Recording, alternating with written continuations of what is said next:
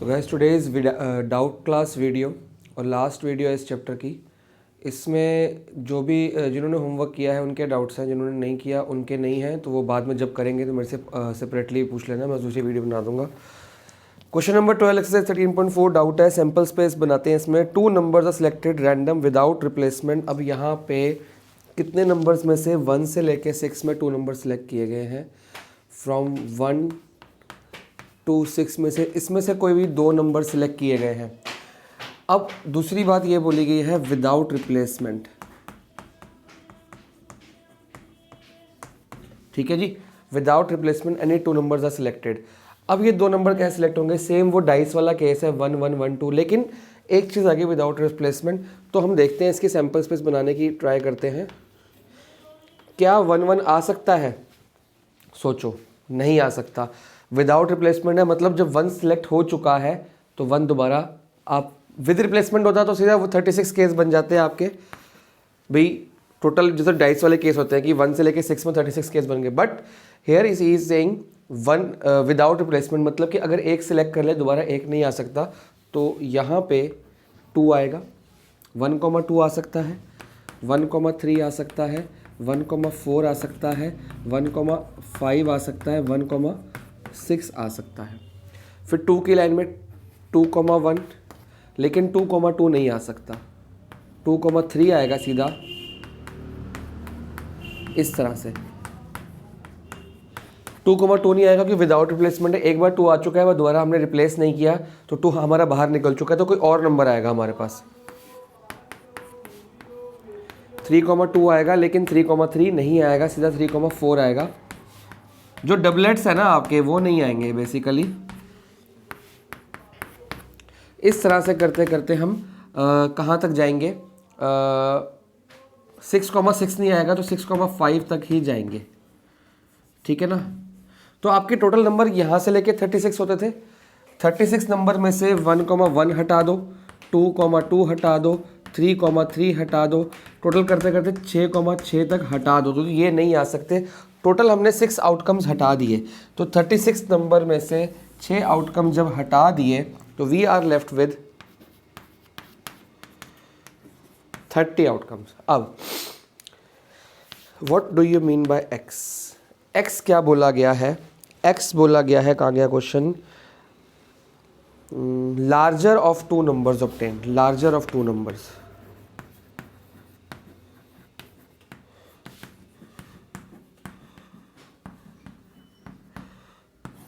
Larger of 2 numbers मतलब कि जब 2 नंबर आएंगे उसमें से एक लार्जर होना चाहिए। तो देखते हैं कौन से हो सकते हैं। अब आप ध्यान से देखो, क्या यहाँ पे 1 आ सकता है? 1 अगर आता है, क्या 1 किसी से लार्जर है? 1 कभी भी किसी से लार्जर नहीं होगा। क्यों नहीं होगा? क्योंकि इनमें 1 से लेके 6 में 1 सबसे स्मॉलेस्ट है। उसने बोला लार्जर ऑफ 2 नंबर्स, 2 नंबर में से एक लार्जर चाहिए। तो 2 नंबर में से एक 1 जो अकेला है वो तो लार्जर होने से वो स्मॉलेस्ट ही होगा, स्मॉलर भी नहीं स्मॉलेस्ट होगा। क्या 2 लार्जर हो सकता है किसी से?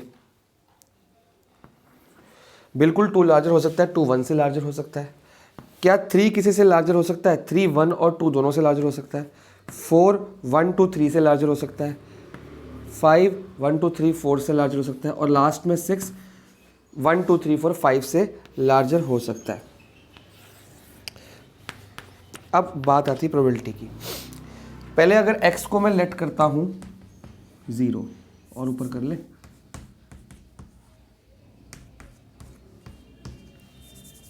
तो what is the probability? Sorry 0 तो है ही नहीं सर, 2 था। वो 0 की आदत पड़ी हुई है। 2 था। 2 मतलब कि आपकी प्रोबेबिलिटी में 2 लार्जर होना चाहिए। 2 किससे लार्जर होगा? खाली 1 से। तो कौन से केस हो गए आपके? 1,2 हो गया और 2,1 हो गया। भाई इसमें 2 लार्जर है।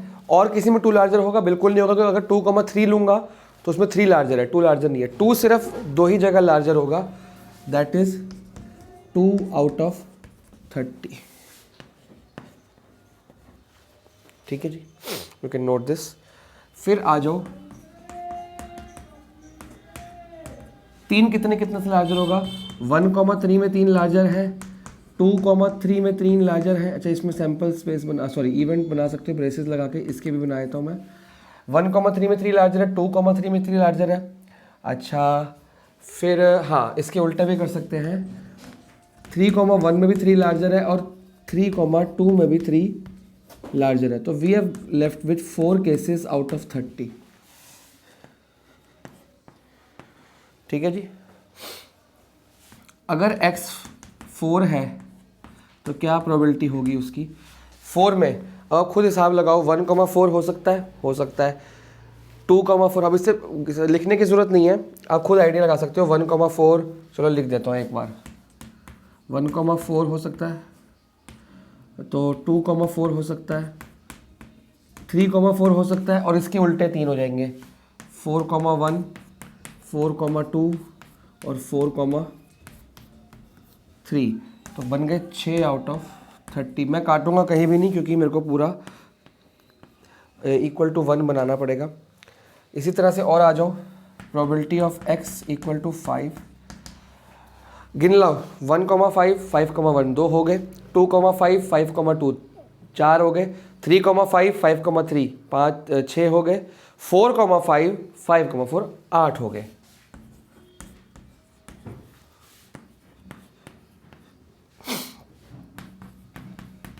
मैंने ऐसे लिखा, आपको पूरा बनाना है। 1,5, 5,1 सॉरी 1,6, 6,1 2, 2,6, 6,2 4, 3, 6, 6, 3 6, 4, 6, 6, 4 8, 5, 6, 6, 5 10। आई होप आपको समझ आ गया, नहीं आया तो बता देना, फिर इसकी डिटेल भी बता दूंगा मैं आपको। तो लेट्स टोटल इट, 10 + 2 20, 6 + 4 30, नहीं 8 + 2 20, 6 + 4 20 हो गया, और ये 10, ठीक है, 30 आउट ऑफ 30 हो गया, फुल मार्क्स आ गए हमारे। ठीक है, प्लीज़ नोट इट डाउन। इसके बाद मिसलेनियस के क्वेश्चन नंबर 13, 14, 15, 16 वो करते हैं। तो let's start question number 12, miscellaneous chapter number 3। अब ये आपका बेस का क्वेश्चन है, साफ साफ पता लग गया होगा। Assume that the chances of patient having heart attack is 40%, कि हार्ट अटैक आएगा 40% है। It is also assume that meditation and yoga course reduce the risk of heart attack by 30%। Meditation करने से 30% रिस्क हट जाता है और ड्रग्स लेने से 25% हट जाता है। पहले हमको ये सिलेक्ट करना है कि E1 E2 किसको लें और A किसको लें according to Bayes theorem. At a time patient can choose any of the 2 options, कोई भी चूज़ कर सकता है, और दोनों की प्रोबेबिलिटी इक्वल दी हुई है, किसकी, मेडिटेशन की और ड्रग्स की। It is given that after going through one of the 2 option, दोनों ऑप्शन में जाने के बाद patient selected random suffers heart attack. अब पेशेंट हार्ट अटैक सफ़र कर चुका है, तो ए क्या हुआ कि हार्ट अटैक आ गया, की प्रोबेबिलिटी निकालनी है कि उसने मेडिटेशन और योगा किया था, तो वो ऊपर आएगा, जो निकालना है वो ऊपर और जो गिवन है वो नीचे, कंडीशनल प्रोबेबिलिटी के अकॉर्डिंग। तो पहले तो अपना वो फ्लो चार्ट वाला काम है कि E1 क्या हो गया कि उसने मेडिटेशन किया था एंड योगा किया था, और दूसरा था कि उसने मेडिटेशन एंड योगा, और दूसरा था कि उसने ड्रग्स लिए थे। ठीक है, और ये आपका हो गया let E1 selection of meditation and yoga and E2 selection of drugs, दवाइयाँ ली उसने। तो ये आपका E1 हो गया, और ये आपका, अच्छा ये इसकी प्रोबेबिलिटी दी हुई है हाफ। ये क्वेश्चन में बोला गया है जी कि प्रोबेबिलिटी ऑफ E1 जो है कि दोनों की इक्वल, बोला गया कि इन दोनों की प्रोबेबिलिटी इक्वल है, तो इक्वल है, तो probability of E1 and probability of E2 दोनों ही हो गई आपकी 1/2। अब इसमें लेने के बाद या तो हार्ट अटैक हो जाएगा, या तो हार्ट अटैक यस होगा या नो होगा। हार्ट अटैक आया, नहीं आया, हार्ट अटैक आया, नहीं आया।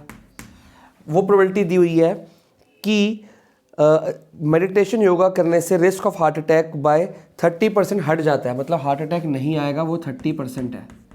और इसमें बोला है कि ड्रग्स लेने से 25% नहीं आएगा। ठीक है, अभी मैंने आपको जब एक्सरसाइज 13.3 कराई थी बेस थ्योरम वाली, मैंने आपको बताया था हर बार ऐसा नहीं होगा कि जो आपको दिया हुआ उसी का निकालना है। तो तो आपको दूसरा भी पता होना चाहिए। उसमें मैक्सिमम के सारे क्वेश्चन ऐसे ही थे, भाई ये दिया है तो इन दोनों को मल्टीप्लाई करके निकाल दिया, वो क्वेश्चन हो गया, क्योंकि वो 9 का ही मांगा गया था। अब इस क्वेश्चन में बोला है कि it is given then after going through one of, इन दोनों ऑप्शन में से जाने के बाद कोई भी ऑप्शन उसका हार्ट अटैक आ गया, क्या मैं नो को टिक कर सकता हूँ? नहीं कर सकता, क्योंकि उसको हार्ट अटैक आ गया है, मेरे को येस में जाना पड़ेगा। अगर नो 30% है तो ये 70% होगा, तो ये 75% होगा। ये दिया नहीं हुआ, ये इनके हिसाब से निकाला है, सर्कल इस पे हो गया, क्योंकि हार्ट अटैक आ गया, तभी तो मिसलिनियस में दिया हुआ है। एक्सरसाइज में क्या था कि जो दिया है, मान लो नो दिया है तो नो पे सर्कल है, नो का ही निकालना है, ये ए बन जाता है, ए आउट ऑफ E1, ये ए आउट ऑफ E2, लेकिन यहाँ ए ये है, वो कह रहा है कि पेशेंट को हार्ट अटैक आ गया। जब आ गया तो या तो ये लिया होगा तब भी आ सकता है, और ये लिया होगा।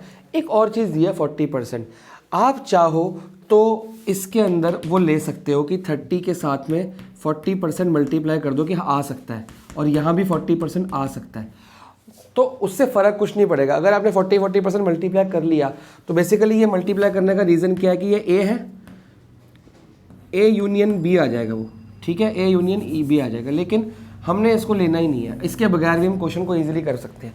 आंसर सेम आएगा, देखना। तो लेट ए क्या हुआ,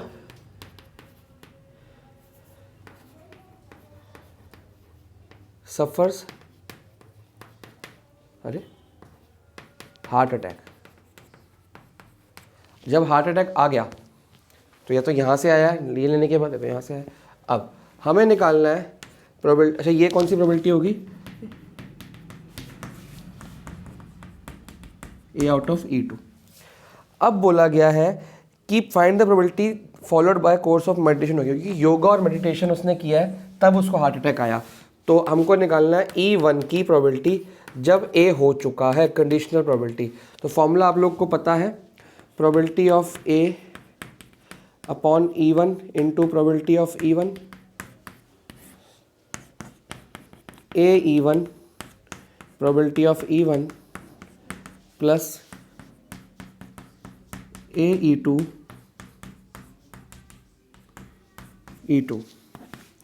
E1 कितना है? 70%, मतलब 70/100 इंटू 1/2,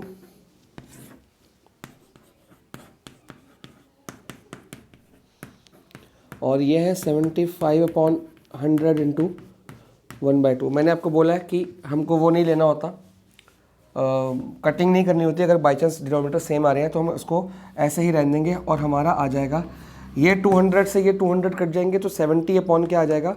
70 + 75 जितना होता है ये 70 + 70 145। शॉर्टकट में ये हो जाएगा। अब इसको आप काटना चाहो काट लो, नहीं काटना, पीछे आंसर कितना दिया है 14/29। 14/29, 5 से काटो फिर, 5 1 ज़ा 5, 14, 2 20 और 5 2 ज़ा 10 और ये 45, 29 आंसर आ गया।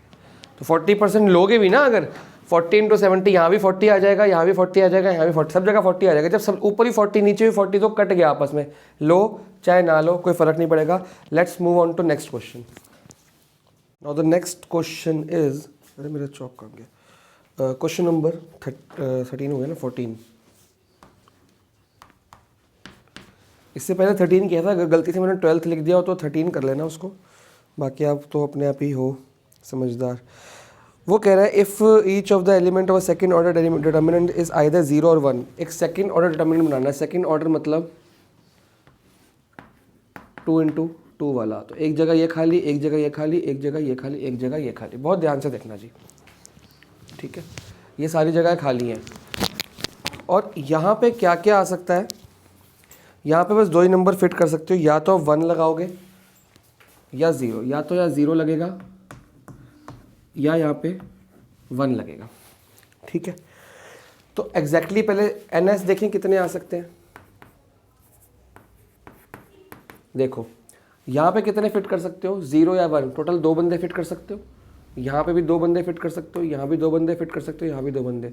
तो कितने हो गए? 2 × 2 × 2 × 2 × 2, अब कई बच्चों को समझ नहीं आया सर ये क्या कर दिया। अब परमोटेशन करते थे ना, ऐसे लिखते थे कि यहाँ पे 2 फिट हो सकते हैं, यहाँ पे भी 2 फिट हो सकते हैं, यहाँ पे भी 2 फिट हो सकते हैं, तो यहाँ पे भी, तो वही चीज़ ऐसे ना लिख के ऐसे लिख दी गई है, ठीक है।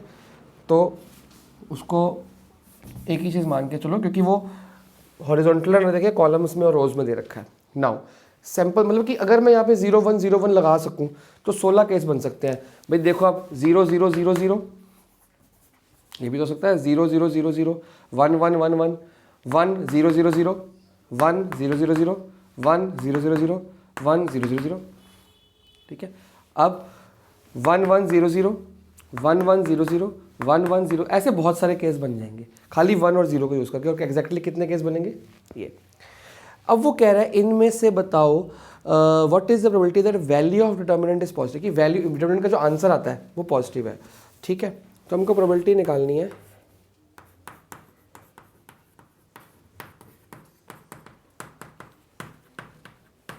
पॉजिटिव। अब ध्यान से देखो, पॉजिटिव हमारा जो फॉर्मूला होता है वो क्या होता है, ए बी, डिटर्मिनेंट का फॉर्मूला क्या होता है, A D minus B C. भाई ये इससे मल्टीप्लाई करते हो और ये इससे मल्टीप्लाई करते हो, आपस में माइनस करते हो, तो बेसिकली ये पॉजिटिव, अगर we need the answer to be positive तो हमारा a इंटू डी जो होना चाहिए वो बी सी से क्या होना चाहिए, बड़ा। मतलब कि A D should be greater than B C. कहानी ये चल रही है कि आपका A D should be greater than B C. बात समझ आ गई। अगर ये वाला पोर्शन बड़ा है इससे तो आंसर क्या आ जाएगा, positive, A D B C, ठीक है ना। तो आंसर क्या आ जाएगा, पॉजिटिव। अब ऐसे कितने केसेस होंगे जब ए इंटू डी बी सी से बड़ा हो सकता है, तो थोड़ा सा चेक करना पड़ेगा। अगर मैं देखो यहाँ पे 0 तो पुट कर ही नहीं सकता, नहीं कर सकता ना। अगर मैं यहाँ पे 0 पुट कर दूंगा, यहाँ पे 1 या 0 कुछ भी हो जाएगा, तो आंसर हो जाएगा 0। मतलब ए डी क्या हो जाएगा, ये वाला पोर्शन क्या हो जाएगा, 0। अगर मैंने यहाँ 0 पुट किया तब भी ये 0, यहाँ पे मैंने 1 पुट किया तब भी ये, ए डी क्या हो गया, सोचना इसी में ही है, ये क्या होगा 0। और 0 हमेशा बी सी से छोटा ही होगा या बराबर हो जाएगा, बराबर भी नहीं होना चाहिए। मान लो अगर ए डी आपका बी सी के बराबर हो गया, ए डी बी सी के बराबर हो गया, तो A D minus B C कितना हो जाएगा, 0। हमको तो 0 भी नहीं चाहिए, पॉजिटिव चाहिए। बहुत ध्यान से सोचना है, इसको मैं दोबारा समझा देता हूं। आपका इन दोनों का मल्टीपल का आंसर इन दोनों के मल्टीपल के आंसर से बड़ा होना चाहिए तभी पॉजिटिव आएगा। अगर इन दोनों का आंसर इन दोनों के आंसर से बराबर भी हो गया तो भी 0। भाई 0 मान लो, ऐसे दिखाता हूं मैं, ये हो गया 1 1 1 1 1 1 जा 1 1 1 जा 1 0। क्या ये पॉजिटिव है, नहीं, 0 ना नेगेटिव है ना पॉजिटिव है, तो ये तो नहीं चलेगा भैया। तो मतलब A D should be greater always, greater equal to भी नहीं चलेगा, हमको ए डी बड़ा ही चाहिए, किससे, बी सी से। अब तो ऐसे कौन से केस हैं, यहाँ पे 0 और यहाँ पे 0 और यहाँ पे 0 दोनों ही नहीं आ सकते कि अगर 0 एक भी जगह 0 आ गया तो ए डी 0 हो जाएगा, अगर ए डी 0 हो गया तो ये छोटा हो जाएगा।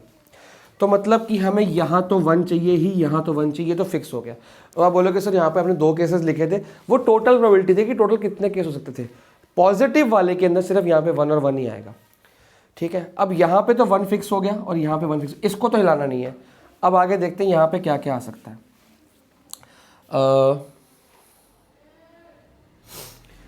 यहाँ पे अगर 0 लगा दो और यहाँ भी 0 लगा दो, 1 1 जा 1 माइनस 0 पॉजिटिव, ठीक है, ये कर लो। फिर आप यहाँ तो 1 1 फिक्स ही है, फिर यहाँ पे 0 रहने दो, यहाँ 1 लगा दो, चेक करो, 1 1 जा 1 माइनस 0, ये भी 1 ही है।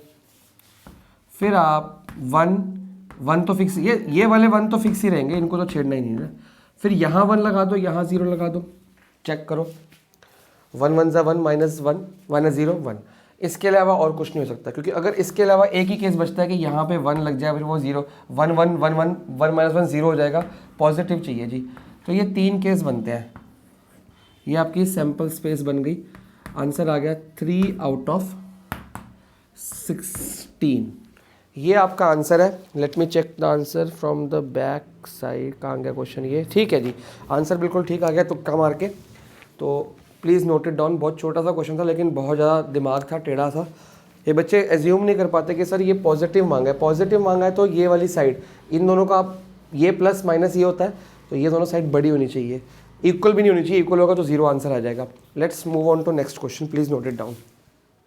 नेक्स्ट क्वेश्चन है, थोड़ा सा ये पढ़ने में अजीब सा है, but we can use Venn diagram here. अगर हम वेन डायग्राम यूज़ करेंगे तो हमें ज़्यादा अच्छे से समझ आ जाएगा। ध्यान रखना, तो यहाँ वेन डायग्राम बनाता हूँ मैं। वैसे बिना वेन डायग्राम के भी हो सकता है, बट हम तो Venn diagram, Bayes theorem, flow chart वगैरह में बिलीव करते हैं, और इससे थोड़ा सा समझाने में भी और समझने में भी ईजी होता है। अब क्वेश्चन में पहले जो गिवन चीज़ें वो लिखते हैं कि electronic assembly consist of two systems A and B from previously testing procedure, इतने इतने हमको पता लगा है। तो ये ए हो गया, ये बी हो गया। वो कह रहा है कि probability of A fails, A fails की प्रोबेबिलिटी कितनी है। ये फेल्स नहीं लिख रहा मैं, इसको समझ लो, ये सारा क्वेश्चन फेल में ही चल रहा है। 0.2 कि ए फेल कितना है, 0.2। ए कौन सा पोर्शन है, ये पूरा, ये भी आएगा, ठीक है, ए का पूरा, ए पूरा सर्कल, ठीक है। और वो कह रहा है B alone. No what is B alone? अगर मैं इसको मार्क करूं तो बी अलोन है कितना पोर्शन, बी अलोन ये वाला पोर्शन है, ठीक है जी, खाली ये वाला पोर्शन, क्योंकि टोटल बी तो ये है, इसमें से ये कॉमन एरिया भी है। बी अलोन मतलब सिर्फ ये वाला, तो ये कितना दिया हुआ है, 0.15, ठीक है। और A and B, A and B, A and B 0.15 है, ठीक है। तो ये वाला पोर्शन कितना है, 0.15, ठीक है। अब निकालना क्या है, प्रोबेबिलिटी ऑफ ए, सॉरी यहीं पे लिख देते हैं, fails, probability of A fail निकालनी है व्हेन बी हैज़ फेल्ड, कि जब बी ऑलरेडी फेल हो चुका है। अब बी की हमको ये वाला पता है पोर्शन कितना है, 0.15, और ये कितना है 0.15, तो बी टोटल भी तो पता होना चाहिए। तो पहले इसको निकालने के लिए इसको जगह छोड़, फॉर्मूला लिख लो कि probability of A intersection B upon probability of B, इसको यहीं छोड़ दो, क्योंकि हमको जो निकालना था पहले उसका फॉर्मूला लिखते हैं, फिर उसमें जो कमी है ये हमारे पास है, कितना है ये हमारे पास नहीं है, अकॉर्डिंग टू क्वेश्चन नहीं है, लेकिन अकॉर्डिंग टू फिगर मिल गया हमको 0.30, लेकिन निकालना पड़ेगा कि what is the probability of, ये बी अलोन था, अब टोटल बी की बात हो रही है ना। व्हाट इज टोटल बी, कि प्रोबेबिलिटी ऑफ बी, ये पूरा probability of B alone plus probability of A intersection B. अब बोलोगे सर ये फॉर्मूला कैसे बना, ये देखो ना, बी अलोन ये प्लस ये, इसको बी डैश भी कहते हैं, ठीक है ना। तो B alone plus A intersection B वाला एरिया, तो प्रोबेबिलिटी ऑफ बी का पूरा आ जाएगा। तो ये हमको दिया हुआ है 0.15 प्लस 0.15 इज इक्वल टू 0.3, और ये यहाँ पे हम पुट कर देंगे, ठीक है। बाकी लिख देना 1 फ्रॉम 1 and 2 करके कर देना अपना, तो ये कट जाएगा और आंसर आ जाएगा 1/2 फर्स्ट केस का। हाँ 0.5 लिखा है पीछे, बिल्कुल ठीक है, 1/2 0.5 ही होता है। तो ये तो आपका ख़त्म हो गया जी फर्स्ट केस, ठीक है। आ जाओ सेकंड केस पे। सेकंड केस क्या कह रहा है, ए फेल्स अलोन, प्रोबेबिलिटी निकालनी है ए अलोन की। तो आप खुद सोचो ए अलोन कौन सा एरिया हुआ, ये वाला जो मैंने कर्व्स बनाए हैं, कर्व्स नहीं, ये जो क्या बना दिया, कुछ भी खराब कर दिया। ए अलोन सिर्फ इतना पोर्शन है, तो ए अलोन क्या होगा, पूरा ए में से, पूरे ए में से ये वाला एरिया माइनस कर दो भाई, पूरे ए में से ये वाला एरिया माइनस कर दो, ये ए अलोन। यहाँ भी तो बी अलोन को निकालो, बी अलोन क्या है, पूरे बी में से ये माइनस कर दो, तो ए अलोन क्या है, पूरे ए में से ये माइनस कर दो, तो पूरा ए कितना है 0.2, ए इंटरसेक्शन बी कितना है। अच्छा यहाँ पे ये फॉर्मूला इससे लगा था क्योंकि यहाँ कंडीशनल प्रोबेबिलिटी की बात हुई थी, या ए अलोन की बात हो रही है तो कंडीशन प्रोबेबिलिटी का मतलब ही नहीं है।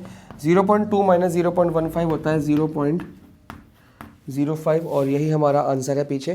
तो ये भी ठीक है और ये भी नहीं, सॉरी ये भी ठीक है, इसको 0.5 लिखा है पीछे, तो आप वो लिख दो या ये लिख दो, कोई फर्क नहीं पड़ता। These both are correct. चलते हैं अपने लास्ट क्वेश्चन, क्वेश्चन नंबर 16 पे। अब अगला क्वेश्चन बहुत बहुत बहुत बहुत बहुत ध्यान से देखना है, यहाँ मैक्सिमम गलतियाँ हर साल होती हैं। फटाफट से बच्चे, सर 2 बैग्स दिए हैं जी, ये हो गया बैग 1, ये हो गया जी बैग 2, फटाफट। यहाँ पे लिख दी 3 रेड, यहाँ लिख दी 4 ब्लैक, वगैरह वगैरह वगैरह। फिर परेशानी होगी, सर 1 बॉल उठ के यहाँ से यहाँ जा रही है। अब हो गए परेशान, अब करें तो करें क्या? अरे भाई मैंने आपको 1000 बार बोला है, जो मैं बोलता हूँ ना उस पर बहुत ध्यान दिया करो। मैंने आपको 1000 बोला कि फ्लो चार्ट बनाने से पहले क्वेश्चन को देखो कि जो निकालना है वो वाले केसेस E1 E2 E3 में रखो, और जो ऑलरेडी हो चुका है जिसके बारे में पहले की क्वेश्चन पहले गिवन है कि ये चूज़ हो गया है, वो ए बनाओ। अब देखो वो कह रहा है कि एक बॉल ट्रांसफ़र करिए बैग 1 से बैग 2 में,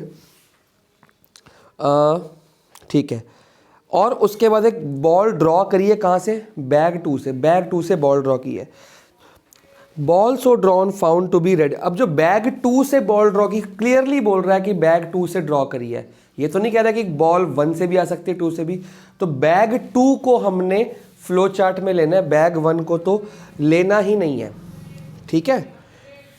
the ball so drawn is found to be red in colour की जो फाइंड द प्रोबेबिलिटी जो ट्रांसफर्ड बॉल थी वो ब्लैक थी, जो ट्रांसफ़र करी थी वो हमारी क्या थी? ब्लैक थी। अब ट्रांसफ़र बॉल 2 से 1 में की है कि 1 से 2 में? 1 से 2 में की है। हमें प्रोबेबिलिटी किसकी निकालनी है कि बॉल जो ट्रांसफ़र करी है वो क्या थी? रेड। तो आप बैग 1 को देखो पहले, फिर बैग 2 को देखेंगे कि ज़रूरत पड़ेगी तो लेंगे वरना नहीं लेंगे। मैं सिर्फ बैग 1 ले रहा हूँ जहाँ तक मेरे को अभी समझ आ रही। हो सकता है मैं गलत हूँ, क्या पता खाली बैग 2 लेना हो, but let's take a chance. आप लोग अपने बच्चों गलत भी हो गया दोबारा काट के सही कर देंगे। जो मेरे को समझ आ रही है, मेरे को यही समझ आ रही है कि बैग 1 से बैग 2 में बॉल ट्रांसफ़र करी है। अब जो बैग 1 से ट्रांसफ़र करी है, या बैग 1 में नहीं लिखता मैं, बॉल ट्रांसफ़र लिख देता हूँ मैं।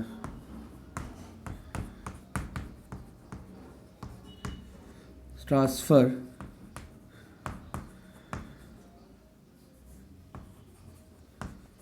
बैग 1 टू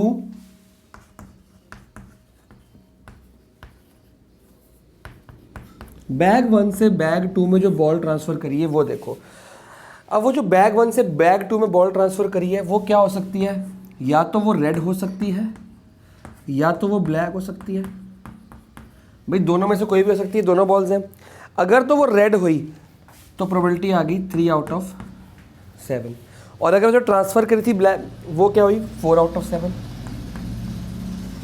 अब ये बॉल अगर वहाँ पे फेंकी है बॉल बैग 2 में तो या 3 आउट ऑफ 7 फेंक सकते हो या 4 आउट, क्योंकि है ही 3, ये है ही 4।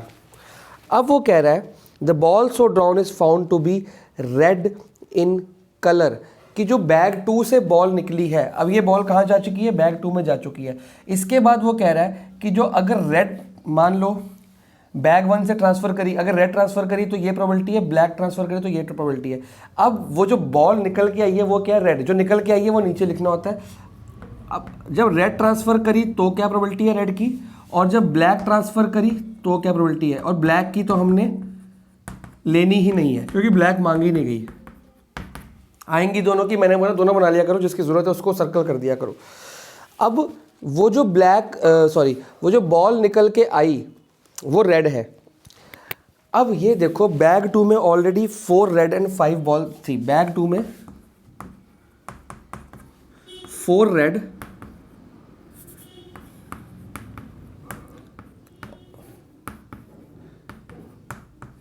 5 ब्लैक बॉल्स थी।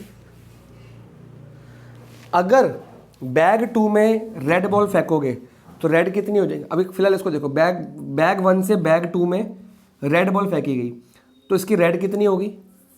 5 होगी। तो यहाँ प्रोबेबिलिटी कितनी आ गई? 5 आउट ऑफ 10।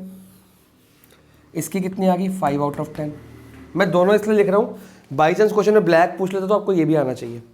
अब वापस से आ जाओ, अगर बैग 2 में बैग 1 से ब्लैक बॉल आई थी, ब्लैक बॉल आई थी तो ब्लैक कितनी हो जाएंगी 6, तो रेड बॉल निकलने की प्रोबेबिलिटी कितनी है 4 आउट ऑफ 10 और इसकी 6 आउट ऑफ 10। दोबारा से यहाँ पे बैग 1 बैग 2 ऐसे नहीं लेने, ये पूरा जो केस है ये बैग 1 को डिनोट करता है और ये बैग 2 को डिनोट करता है। अगर बैग 1 से बैग 2 में रेड बॉल फेंकोगे तो इस बैग 1 में कितनी रेड बॉल थी 3 और 4 ब्लैक थी, तो 3 आउट ऑफ 7 रेड बॉल फेंकने की प्रोबेबिलिटी है, 4 आउट ऑफ 7 ब्लैक बॉल फेंकने की। अगर रेड बॉल फेंक दी तो आपके पास 4 और 5 थी, अब हो जाएंगी 5 और 5, 5 और 5। अगर ब्लैक बॉल फेंक दी तो आपके पास ये 6 हो जाएंगी, 4 और 6, 4 और 6 हो गई। अब सिलेक्ट क्या हुई है red ball, red ball select हो गई है और वो बैग 2 से हुई है, यहाँ से हो गई। जो सिलेक्ट होते हैं वो नीचे लिखते हैं और जो निकालना है वो ऊपर हमेशा बता रखा है। रेड बॉल सिलेक्ट हो गई। या तो रेड बॉल तब आई होगी जब हमने 1 बैग से रेड बॉल फेंकी होगी, या रेड बॉल तब आई होगी जब 1 बैग से ब्लैक बॉल फेंकी होगी। तो ये आपका हो गया E1, ये हो गया E2, ये हो गया A आउट ऑफ E1 और ये हो गया A आउट ऑफ E2। ठीक है, तो मैं ये वाला मिटा देता हूँ और मैं कोई फॉर्मूला नहीं लिख रहा, कोई गिवन नहीं।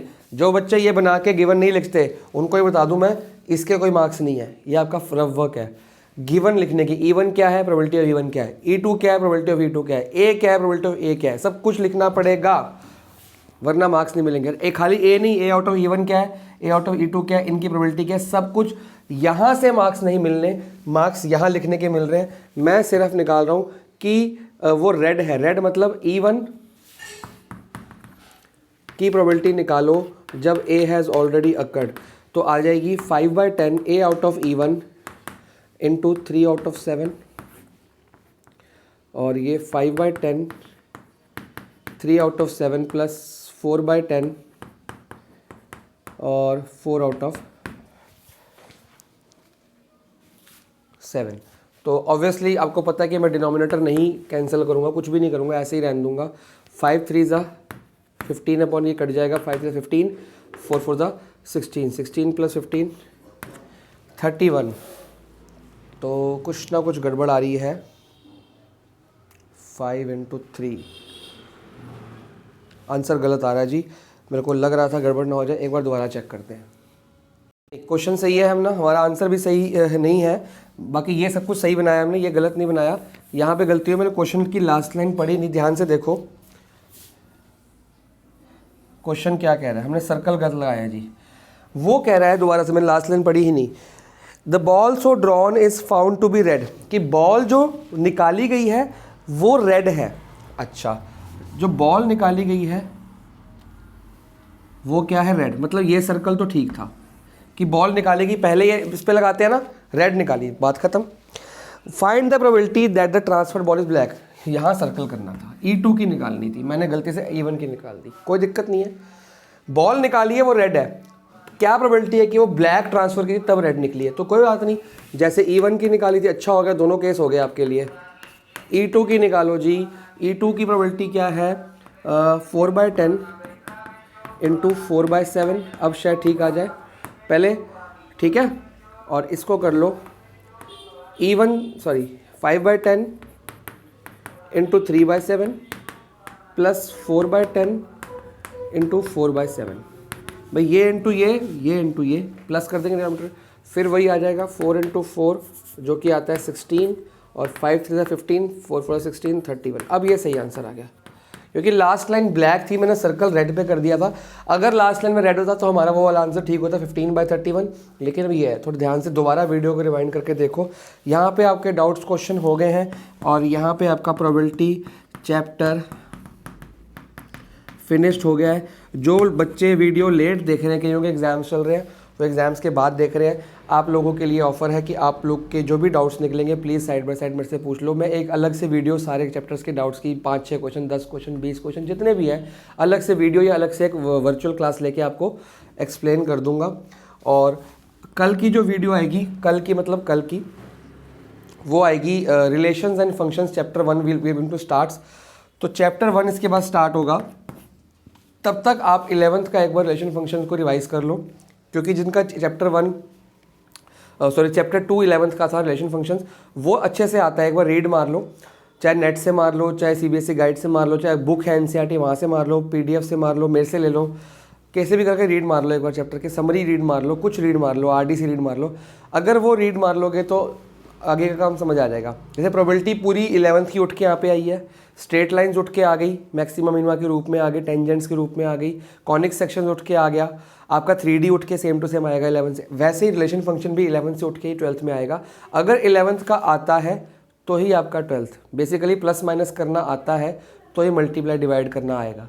तो 11th का रिलेशन फंक्शन आता है तो अच्छी बात है, नहीं आता तो रीड कर लो। और जो बच्चे सोच रहे हैं कि सर ऐसे ही बोल रहे हैं कि क्या करना है रीड करके, सर समझा तो देंगे, तो मैं समझा तो दूंगा और समझ आ भी जाएगा।